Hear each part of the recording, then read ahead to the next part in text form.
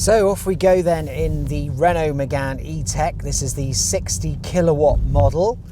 And I've been driving this now for nearly 2,000 miles, not in one go, over the last I would say 6 weeks I've had the car now. So I've really had a good drive in it. I've done journeys to Heathrow, I've done local little drives. So I've got to know the car in all of its kind of driving conditions. It actually is, when I talk about driving conditions as well, I mean really rain, as well, ice, you name it, this car has been out in it, and it's just had its first clean because the weather has been horrific and there's been loads of salt and grit on the roads and the car's been filthy to the point where you can barely even see the thing.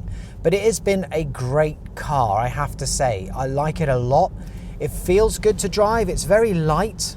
I've driven VW ID3, Tesla Model 3, Peugeot E2008, VW E-Up. Gosh, I don't even know. So many different cars now, I'm losing track. Fiat 500e, all sorts. And this is probably one of my favorite to drive. I think it's light steering. It's got very light steering and it just feels quite sprightly. I always thought that the VW ID3 felt like that too. The VW ID3 feels a little heavier compared to this car, and that is actually true in the weight as well. I think it's about 150 kilograms heavier, the VW ID3, than the Renault Megane E-Tech. And you can feel that. The only downside, I would say, of this car being quite lightweight as electric cars go, and with the amount of torque that it has, it's a pretty powerful little car, 220 brake horsepower, is you do find yourself wheel spinning a little bit. If it's wet weather or something, I can almost guarantee that at some point you are going to wheel spin, even if you're not really, a fast driver. I've done it countless times, and sometimes if you need to accelerate quickly, perhaps you're going onto a dual carriageway or something like that, I've wheel spanned this car at 40, 50 miles an hour to get up to 70 miles an hour. So it really does have a bit of poke, so to speak. But I do enjoy driving it, and I think, if you just take care and don't put your foot down too much, you should be just fine when it comes to wheel spinning. With the VW ID3, actually, of course, it was rear wheel drive, so a little bit different. And I would say that it definitely didn't wheel spin as often as this car does. The Peugeot E2008 did. That used to wheel spin as well, being a front wheel drive car. The electric motor in this car is right in the bonnet there, so it is over those front wheels. So, has got some weight over the wheels, so I'm not quite sure why. I just think it's the fact that, it's just got so much power and you can just literally put it down in a second with an electric car. Here we are going down a country lane, and I can show you, if you floor it, I just felt it spin just then, even with traction control on. So it's pretty aggressive in the way that it accelerates. And I've got it in comfort mode, by the way, which is a sort of relaxed drive mode. And you can change that where it says multi-sense down on the steering wheel here. If we change it to sport, for example, like this, then everything goes to the color of your choice. I think this has gone a sort of reddy orange, and it sort of indicates that it's now in sport mode.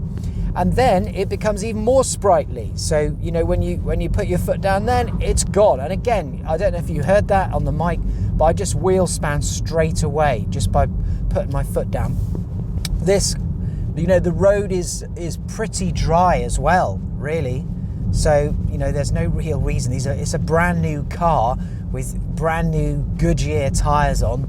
So that's one thing to note, that it does do that a little bit. Handling wise, I think the suspension is pretty comfortable. It feels, really quite, well, somebody who got in the car and actually came for a drive with me said that they felt like it was floating. So they felt like it was literally floating along. I think it's every bit as comfortable as the Citroen electric car that I drove, which you can see in my videos and my channel. I think it was every bit as comfortable as that, and that apparently, was the one that everyone used to say was comfortable. But I think it's absolutely fine. It's really quiet as well, Really quiet when it comes to sort of motorway driving, dual carriageway. You can have a great conversation with whoever you're in the car with. You can barely hear a thing. It really is very good like that. Indicator's nice and quiet.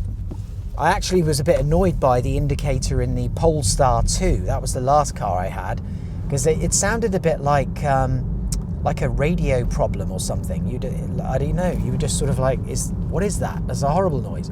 The indicator wasn't very good on that. But with this one, it's just traditional and quite light. The interior of the car, I've got other videos that will show you the interior of the car, but it's a nice place to be. It's very airy and lots of storage. It's very comfortable. The seats are really comfortable and supportive. You've got easy access to all the air vents, and your phone can go there on the wireless charger as well. There's a wireless charger on this one. This is the Techno model. Like I say, I'm not sure if it's on the lowest model or not, but that's a really handy touch just there. You can also, when you're stationary, maybe you're charging the car up, then you can always put your phone there as well and just watch TV or watch a bit of Sky Sports, depending on what your thing is. And so that's really my opinion of this car. I like it. It is one of my favourite electric cars in this sort of slightly lower price range than the Tesla Model 3, which is, I think, probably still now the Tesla Model 3 Performance is probably my favourite electric car that I've driven, other than the Polestar. The Polestar actually is such a great car. I just wish it was rear-wheel drive, and thankfully the next version of the Polestar 2 is going to be rear-wheel drive. It's coming out late this year, early next apparently. So they've listened obviously to their customers and decided to change to rear-wheel drive, which is brilliant. And even on their dual motor version of that car too, they're going to be giving a little bias to the rear wheels to make it a little bit more fun to drive. But I highly recommend this Renault Megane E-Tech. If you look online, you'll find that Top Gear prefers it as well in the family hatch section. I think they have given it the award of Family Hatch of the Year as well. So, those guys know their stuff about cars. I'm just an amateur, who's just driving all these different cars and giving my opinion as a expert on electric cars. But hopefully you're finding this useful. If you do like the video, please, and subscribe to the channel. It just helps me build up the views and make it worthwhile, really. And the way that I got this car, I recommend as well. This is from Onto. Now, if you haven't heard of Onto, you might have seen them on the TV. They advertise on Channel 4 a lot. Basically, you subscribe to this car instead of leasing it or buying it from Renault and having to put down a big fat chunky deposit or doing it on hire purchase or something. Then what you do is you just can go online to Onto. There's a link underneath this video, and you just pay a subscription fee. So you'll pay them, like, I think this car is $799 a month. This is one of their more expensive cars, but that does include your insurance, all charging costs, breakdown cover, any of that stuff. All of it is taken care of. So from your point of view, you've got a fixed cost per month for your car, but with no contract, so it's a month-to-month pay-as-you-go service. You just have the car, you pay by debit card. So that's another thing. Not everyone can pass finance these days. If you're having credit problems, you've got the money, but you've maybe made a mistake in the past on your credit and it's not great, then you can at least get this car on a monthly basis with Onto. So that's something that's pretty good about them. But there's a £100 off coupon below, and if you just type that in, if you do decide to give them a go and try any of the other cars they have, or this one, they've got Renault Zoes for about, I think it's $499, something like that. Or you can get Fiat 500e as well. They do that for quite a low price. And if you do decide to try them, if you enter the coupon code that I've given you underneath this video, you'll get £100 off your first month. So, and I get £100 off of my month. So it's a win-win for both of us. But that's it. This is my general thoughts of the Renault Megane E-Tech. If you've got any questions about this car that you want me to answer as someone who's driving it every day, feel free to comment under this video and I'll do my best to come back to you. You know, if you want to know about any of the specific features, or, you know, what it's like in the rain, or whatever you want to know, what's it like to drive at night, then feel free to just ask me and I'll do my best to answer. But yeah, thanks very much for watching, and I'll see you in another video very soon.